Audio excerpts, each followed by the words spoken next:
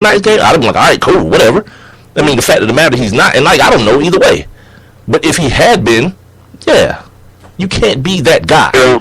You can't be the best dude on the team or one of the best dudes on the team and cost your team in that way by not being available. That's right. That's all I'm saying. That's right. Like, I'm not arguing with nobody about whether it should have been a flagrant 2 or flagrant 1 or whatever, because all that stuff is based on your perception, the official's perception of it.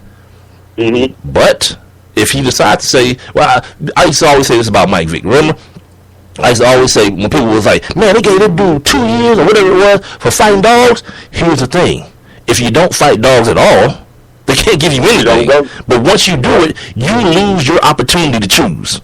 You had the choice was yours to either fight the dogs and build this compound and all this kind of stuff and kill dogs. The choice was yours then.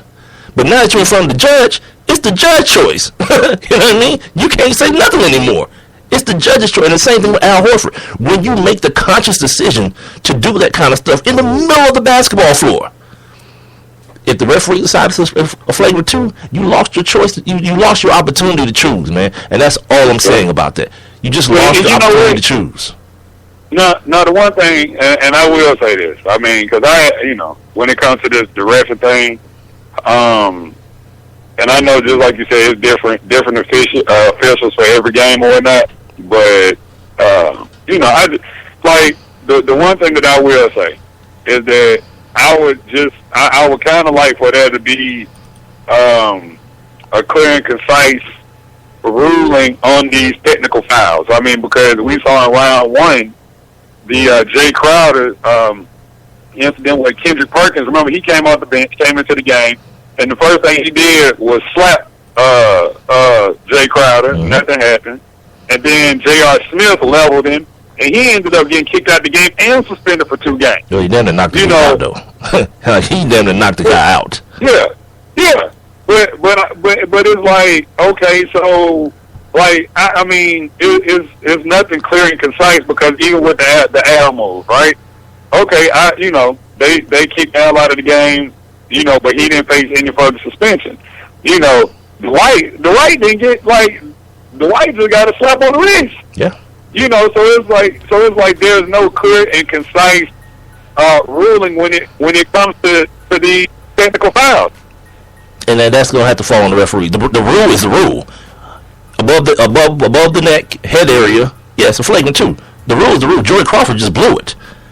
Ladies and gentlemen, this is Sports Kings Live. I'm Big Mike. He's Rob Calloway. We're on Spreaker.com. Also, the Spreaker app on your iPhone or your Android. Don't forget to follow us and like us on Twitter, Instagram, and Facebook at Sports Kings Live. And shoot us your emails to sportskingslive@gmail.com. We're going to run this little promo, and we'll be right back in a few seconds. What's going on, everybody? It's your man, Big Mike. Yep, and this is RC, Rod Calloway. First of all, we'd like to thank everybody for being down with the Kings and for supporting Sports Kings Live. Your listens, downloads, likes, and follows have allowed this show to grow by leaps and bounds in just a few months. Now, if you have a product or a business and you'd like to promote it on this show, it's simple. Just email us at sportskingslive@gmail.com. And once again, thank you for being down with the Kings. Hey. Welcome back. Oh, you know who we haven't heard from today? Let's go! Let's go! Turn up! Forgot about old Odell on this. Oh, yeah. We're back live. Big Mike, Rob Calloway, Sports Kings Live, right here on your on Spreaker.com and on your app, Spreaker.com, the Spreaker app, excuse me. Make sure you guys follow us on Spreaker. Join the conversation via the interactive chat room. We're also on Instagram, Facebook, and Twitter at Sports Kings Live. The email address, once again, sportskingslive@gmail.com. Moving along here in this, kind of wrapping up the Atlanta Hawks season. Is it wrong that somebody call me a brunsexual? A what? A brunsexual? That's made up in this foolery. That's foolery. Yeah. Yeah. Let me tell you what I would something. call it. This dude had, like, no one has been to 5 straight finals since 1966. Look, everybody that has all belong to the same team, the Boston Celtics. Come on, everybody that has gone to 5 except for LeBron. Miss me, man. Miss me on that. Like, this dude is what he is. Like, come on. That's all I've been saying. Embrace it. You got to embrace it. I was asking Michael Collins yesterday, because I read this article where they were quoting Pat Riley. He was saying that during LeBron's time in Miami, he called him the GOAT, the best of all time. You know, and it's like, you know, I can dig it. I mean, you know, I don't know what ranks higher, TDE, the best ever, the GOAT of the boat. Yeah, but I mean, LeBron is up there though. And here's the thing: just understand why you feel the way you do. Because I'm never, ever going to have the Jordan versus LeBron argument with a single soul. Ever. You know why? Because I understand why I feel the way I feel. It's because Michael Jordan is the hero, is the sports hero of my youth. You understand? Like when I was coming up watching basketball, it was all about Michael Jordan. There was nothing better than Michael Jordan. You hear older people. That's why you hear older guys talk about Jim Brown the way they do. Right? They talk about Jim Brown being the best running back ever. But I saw Barry Sanders play the position. You understand? And I don't believe that anyone played running back better than that. And it's a matter of opinions. It's a matter of the things that when you think basketball player, great basketball player, my mind immediately goes to number 23 in red. Because that's what I grew up watching. In 5 years, some kid will say, greatest basketball player ever, number 23 in blue and burgundy, right? Yeah, it's what it is. So to even try to have the stupid argument, who's better? First of all, they play two different positions. LeBron is like 100 pounds heavier than that dude or something. You know what I mean? He's a monster of a human being. Like, and LeBron cares about being efficient. MJ ain't give a damn about being efficient. He's trying to get buckets. Just fill it up. You know what I mean? As many as I can in the 48 minutes. Plus, if we go to overtime, as many as allotted to me. I want to get as many buckets as possible. Let me ask you this. Because I mentioned this on Twitter last night. Like, okay, for LeBron to go back to Cleveland, that says what about Dan Gilbert in your opinion? Nothing. That's all you put that to. Nothing. Absolutely nothing. It says nothing. Because the thing is this, he didn't know it was going to happen, and there's no way for him to even assume it would happen after what happened in the exodus of LeBron. The things that were said, there was no reason for him to think that would ever happen.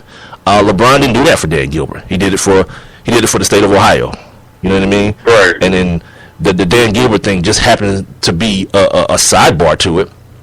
But I saw you put. Did you notice that Dan Gilbert didn't mention LeBron's name during the trophy presentation? I told you I never watched those things. I don't watch it. For whatever reason, like since a kid, I just don't even like. I don't know, man. Like the game's over, I'm like, yep. I didn't even watch the game. I'm not gonna tell y'all that. I tried to today too. I tried. Yeah, but then when it got to 20 points, I was like, yeah, I'm turning this junk off. I can't continue because I know how it is. You already knew the outcome. Right. So I was like, yeah, I'm not even gonna be surprised. Yeah, I'm good. The 20 points, I ain't even trying to see them get the extra 10-point margin on this. I'm good as to what happened. You know what I mean? The only thing I did see today, my man JR. Selfies on the podium on a press conference. My man, like no one else could do that. But I mean, no one else has ever thought of that, and he got that photo. And who was that talking? Was that Kyrie talking at the time that stopped to pose? He's like, oh, hold on, y'all, hold on. Hey, no, look, them boys celebrated last night, boy. I don't know what they did when they left that arena. Hey, them boys celebrated last night, though.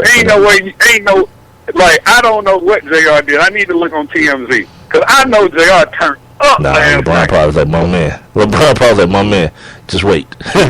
We got 4 more wins to get. Just wait till we get those other 4 and just chill out, my man. Because, yeah, you know. Nobody celebrated that Eastern Conference Championship like Iman Shumpert and J.R. Smith did last night. Like, them boys were so hyped about that. Look, I can't lie.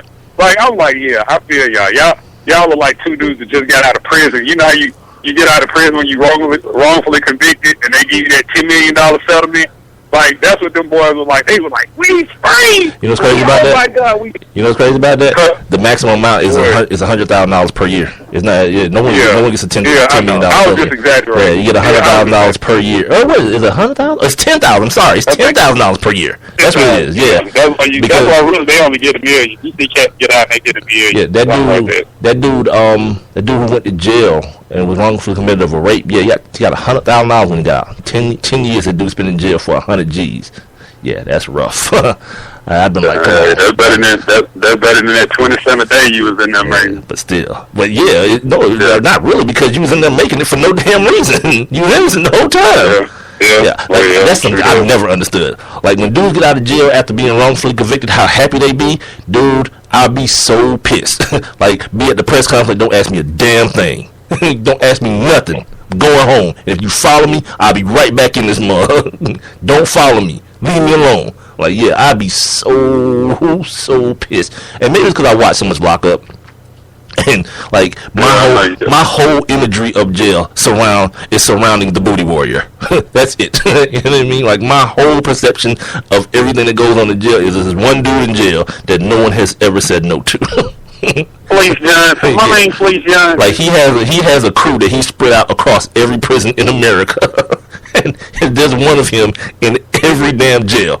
In my mind, that's how it works. Like, it is. There's a couple of them. As soon as you walk in there, we're gonna do this the easy way or the hard way. That's the most classic line ever to me. Like, and no one has ever like chosen the hard way. This dude ain't no spring chicken no more. Like at one point you could tell he might have been a young scrapper, but after a while the years kind of pile up on a dude. You mean none of these young dudes have ever been like, come on, old man, let's go. Resume alone, cuz word of mouth alone. Dang, that's rough, cuz. Hey, like you seen what was that? Was that Goodfellas? What was that where the boss was in his cell and he had like a desk and he was eating lobster and he had like a big carpet laid out on the floor?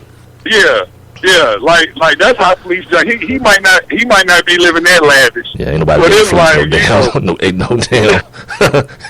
damn lobster. He eating that same motor bologna sandwich everybody else get. Yeah, but he is like double decker because he getting yours and somebody else. That is true. Like that is true. That is true. Make he go fry his bologna on the radiator somewhere. make you heat up the toilet seat with a lighter and fry your bologna on the metal toilets. Anyway, I know too much about jail. That shouldn't even came out my mouth. All right. Anyway, let's wrap up this. This Hawks talk real quick because the Hawks have to move on. Congratulations. Yeah, absolutely. Congratulations to Jeff T, especially. Jeff T. No, I'm just saying, man. I heard you mention that yesterday, but the points and stuff don't really matter to me, man. Jeff didn't run this team like he should have, man. But I'm saying, Jeff. He did what he had to do. I mean, shoot, man. If Jeff hadn't got off the way he did in a couple of those games, the games might not have been that close. Here's the other thing I want to mention about Jeff Teague, too. I'm glad you mentioned him. Because everyone wants to talk about this dude, Matthew Dellavedova, and, like, his attitude. Like, don't act like you didn't see in what was it, game 1 or 2, Jeff Teague running back down the court said, dude, you ain't S. When he waved his hand and told this grown man that? Come on, then shot him a ball last night. Yeah, you start instigating stuff. Don't be mad when the dude who played rugby comes back at you like you don't even understand my life, cuz you have no idea what my life like. You feel me? Hey, that ball come loose. Hey, when that ball come loose, rugby like throw a tackle. Yeah, man. I'm good. You know what I'm saying? Like don't act like you don't know what time it is. You talking junk to this dude, telling him that he ain't crap and all this kind of stuff. And I mentioned this on Twitter the other day. Like if you know this dude's story.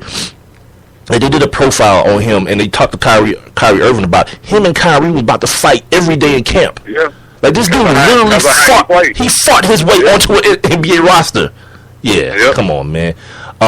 Here's the other thing we gotta move forward. If you're a Hawks fan, you gotta move forward. You gotta think about some of these things, like Paul Millsap. You know what I mean? He's talking about free agency this year. He did mention the Hawks as being family and all this kind of stuff, but Paul got a real family. You know what I mean? And his real family like a lot of money. You know what I mean? So they talking about next year, not if he resigns with the Hawks this year, but they talking about like maybe he goes somewhere like on a 1-year deal, like when that 2016 roll around. That's what everybody trying to like do. They talking about he gonna be able to rate the game because now he do a max contract. That's when that big influx of money comes into the salary cap too. That's what LeBron waiting on. Yeah, he got a 2-year deal. Kevin Love can come back with either not opting out or opting out and signing a 1-year deal so he can capitalize on it too. Yeah, a lot of these dudes are trying to, like you said, they're trying to rape the game and get their money on. The other guy, not Paul Millsap, DeMar Carroll. You got to be looking out for him as well. And then what he's going to be looking for. He's already said earlier this season that he has. They asked him about playing for the Knicks. I guess to try to just gauge NFL players' perception on